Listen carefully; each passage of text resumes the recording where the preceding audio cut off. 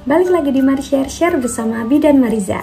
Di video kali ini aku mau membahas mengenai apa aja sih yang harus ditulis di latar belakang ya, baik itu di KTTA ataupun di skripsi, tesis, dan disertasi.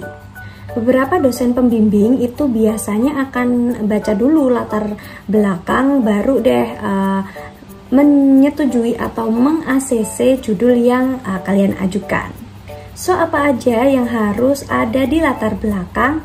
Yuk, simak videonya.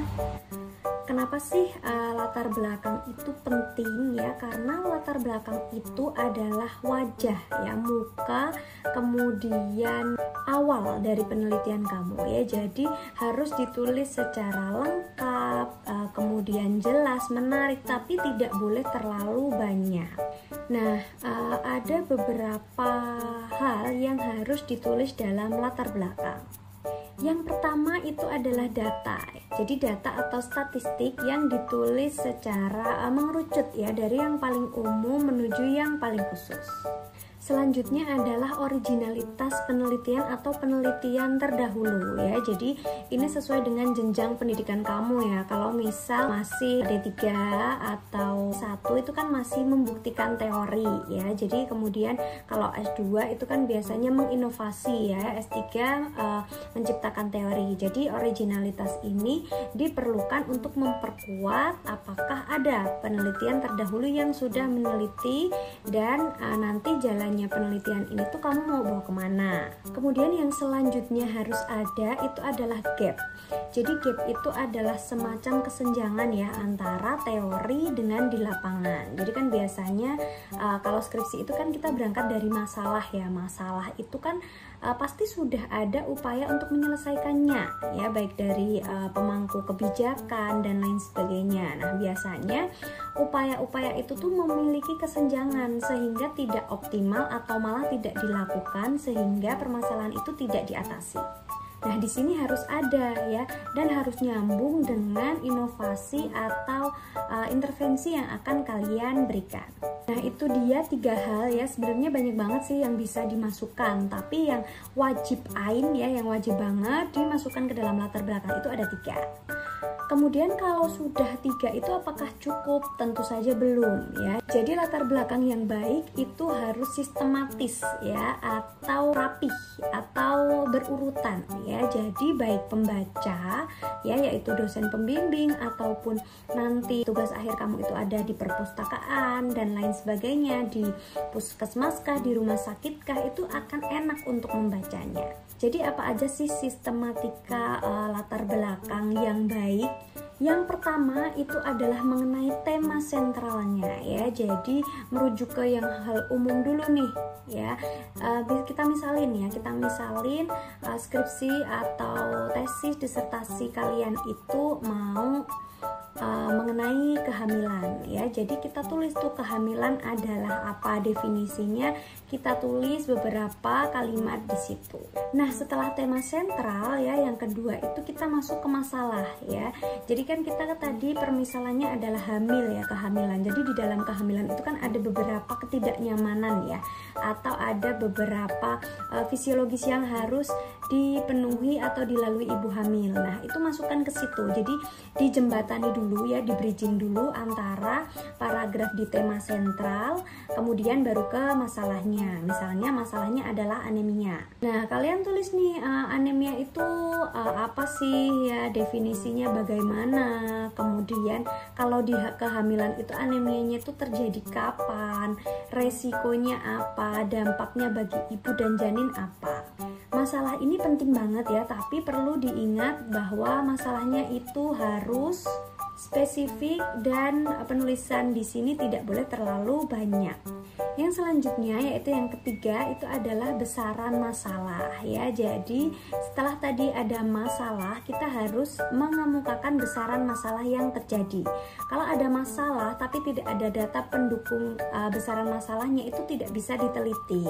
Nah, besaran masalah di sini itu kita tulis dengan segitiga terbalik ya. Jadi dari yang umum ke yang khusus. Jadi misal kita tadi membicarakan mengenai anemia, teman-teman itu harus mencari di dunia itu anemia itu bagaimana sih angkanya ya, kemudian baru mengerucut di Indonesia itu angka anemia itu seperti apa. Setelah itu mengerucut lagi, misal teman-teman di Indonesia itu di bagian Jawa Tengah ya misalnya. Nah di Jawa Tengah itu angka anemianya itu gimana sih?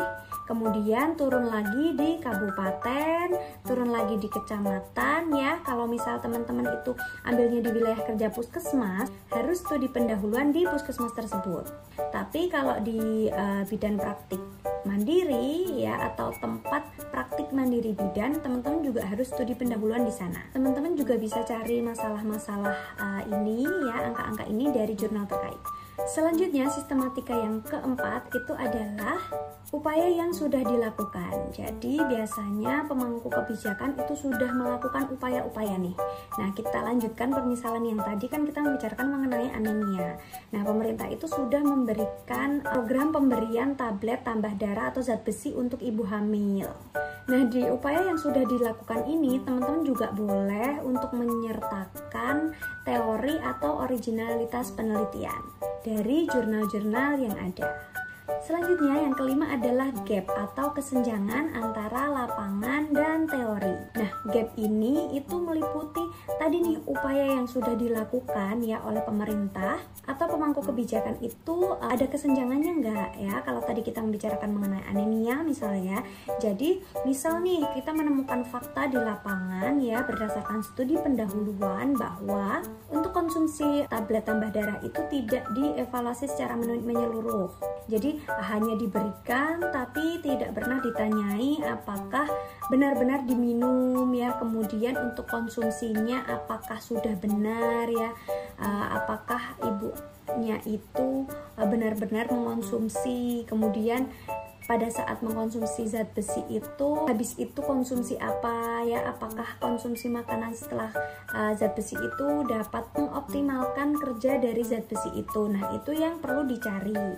Nah setelah itu yang terakhir itu adalah inovasinya ya. Setelah kita menemukan upaya-upaya tersebut itu ada gapnya, nah maka kita memasukkan inovasinya ya berdasarkan literasi teman-teman ya, kemudian teman-teman baca dan lain sebagainya ya sesuai dengan jenjang karirnya ya, membuktikan, menginovasi atau menciptakan teori baru. Nah teman-teman itu memberikan inovasi gimana sih untuk mengatasi dari anemia ini, misalnya dengan mengkonsumsi buah naga, jus jambu, atau pemberian pendidikan kesehatan mengenai konsumsi tablet tambah darah biar ibu-ibu itu lebih optimal. Nah setelah itu semua ada di latar belakang, baru teman-teman berdasarkan uraian di atas peneliti tertarik untuk apa nih? Untuk memberikan inovasi atau menciptakan teori baru dan lain sebagainya. Jadi untuk penyusunan bab 1 ini memang harus sistematis ya, jangan baru tema ya kemudian langsung permasalahan ya, angka,